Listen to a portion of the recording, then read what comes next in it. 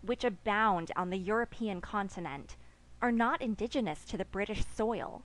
They do not flourish in our climate, they are not suited to our national character, and though with artificial care and at a huge and disproportionate cost we may cultivate and preserve them, they will after all only be poor, stunted, sickly plants of foreign origin. The empire which has grown up around these islands is essentially commercial and marine. The whole course of our history, the geography of the country, all the evidences of the present situation, proclaim beyond a doubt that our power and prosperity alike and together depend on the economic command of markets and the naval command of the sea.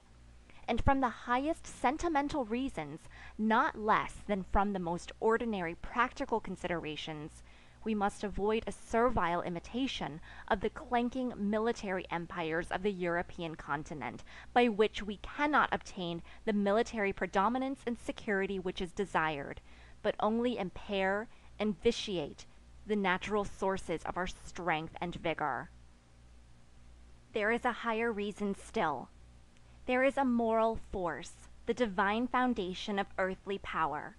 which, as the human race advances, will more and more strengthen and protect those who enjoy it, which would have protected the Boers better than all their cannon and brave commandos, if instead of being ignorant, aggressive, and corrupt, they had enjoyed that high moral reputation which protected us in the dark days of the war from European interference. For, in spite of every calumny and lie uttered or printed, the truth comes to the top, and it is known alike by peoples and by rulers that on the whole British influence is healthy and kindly, and makes for the general happiness and welfare of mankind.